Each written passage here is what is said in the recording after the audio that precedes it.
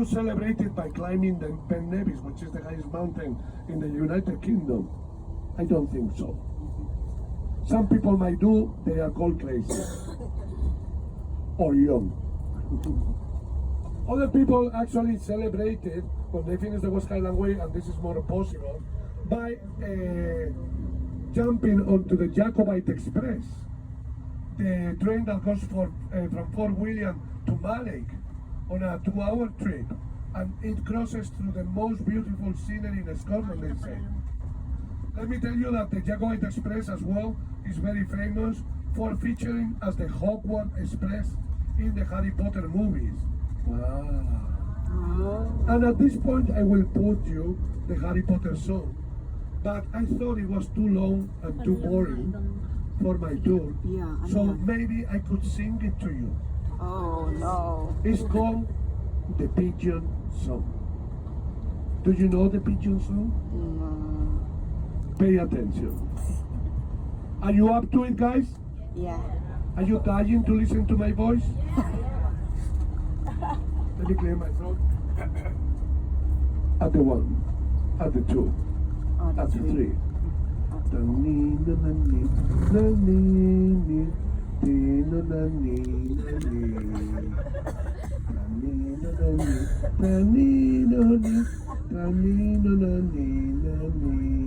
This is the Rannoch Moor. All this around us is a big bog, so it's a very hostile area. There are hardly any trees, and that's because the green fairies are not very active here.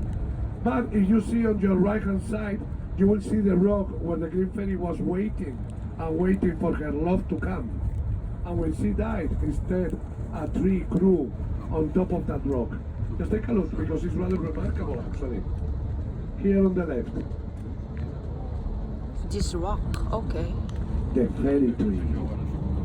Oh, I'm talking of fairies. I hope you like fairies, because I have another fairy advice this time. So please, guys, do not walk in the heather if you don't want to be taken by the fairies, okay? Yeah? Yeah. You promise? Yes. Good. Thank you to people from the front. This is a Rannoch Moor, and any of you knows a character called James Bond? In the bus, guys, are you awake? James Bond? James Bond? Daniel Craig. Well, if you watch a movie called Skyfall, yeah, thank you, Zamora, the McDonald's were having them as free quarter, oblivious of what was going to happen.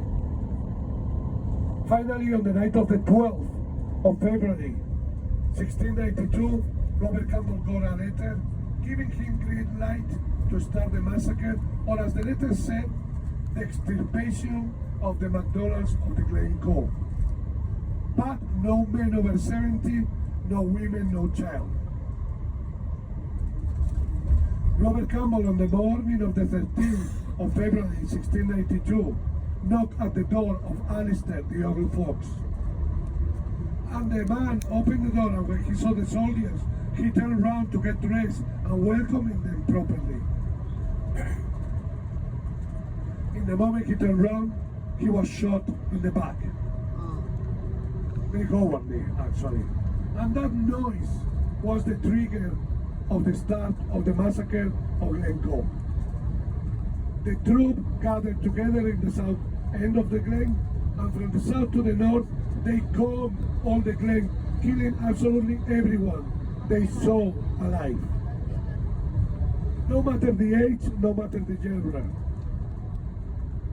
For example, they killed a very old man from the clan just by locking him in the house and setting the house on fire while the man was alive inside. You can see on the left hand side the three sisters. Those are hope, faith and charity, and between hope and faith you can see the way to the hidden glen where the McDonald's were able to hide.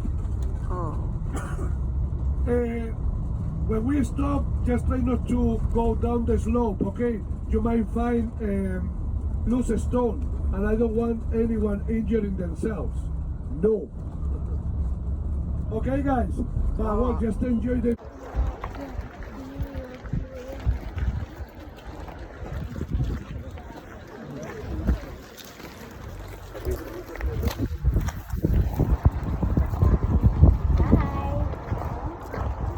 graveyard. And it is true that the McDonald's restaurant is built on top of remains of the old fort.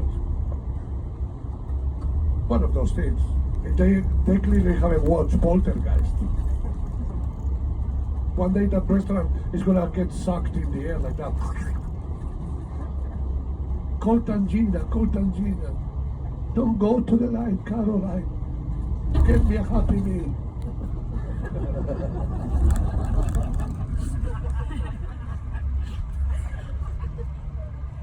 I'm sorry. I'm so sorry. How pathetic I am laughing at my own joke. This is you, Caroline. Right. Seriousness, guys, seriousness. This is serious. So, as we go, and you will see on the right a series of mountains, British troops to avoid another Jacobite rising. The first one was Fort William. It didn't work because there was another Jacobite rising in 1715, and then they built Fort Augustus, named after William Augustus, the son of George II.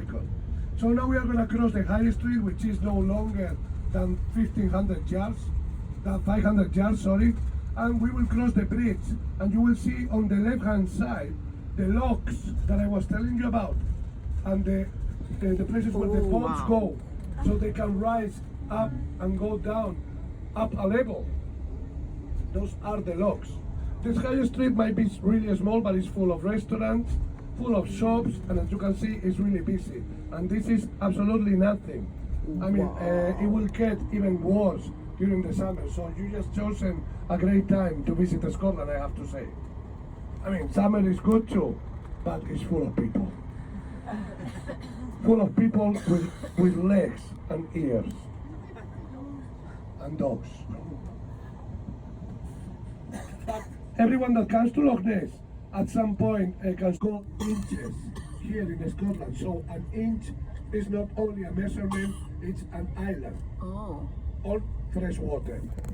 So you have a few inches there, one of them a really big one, and then another three. The big one is called Ilamunde, and that island before had a chapel on it, and now it serves as the graveyard for the people from the clans Cameron, Stuart, and MacDonald's. And those clans hate each other for centuries, but when it's regarding matters maintaining Ilamunde, then they join forces together to keep it all top notch. And if you jump another 2 inches, the fourth island on the right, that is called the Island of Reconciliation. What can we do? We want to go kill, smash mouth. And King Haakon said, well guys, what I'm going to do, I'm going to send you to Scotland. This time I want an invasion, a successful invasion of Scotland. And the Vikings cheer and scream, yeah, let's go to Scotland. Oh, it's cold. That's it, sorry. I didn't know you were talking to me. Ragnarok! That's more impatient. So, the Vikings were all cheering and screaming, Skål, Skål, and Ragnarok as well. And to Valhalla or nowhere. And they put together 3 boats. They filled them with food, with drink, with cattle, because they never knew when they are going to actually be able to colonize new land. They have a sleep.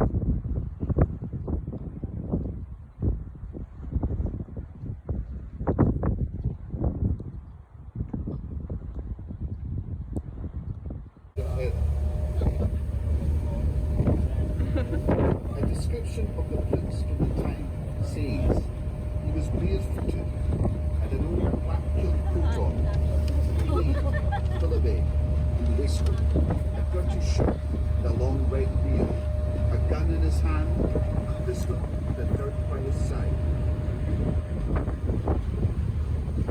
Eventually,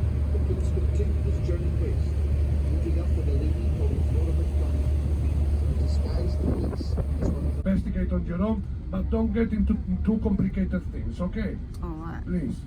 This is the Scot's Corner, the shop that I'm talking to you about. They have soft toys and everything. Apart from the whiskey ice cream, of course. Yeah. You cannot have whiskey ice cream, Graham. We all would be arrested if you do.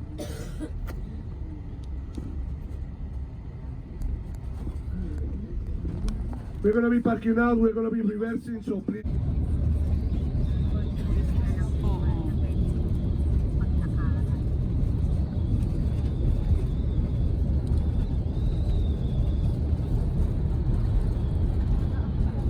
And we made it alive. Yay! Yay!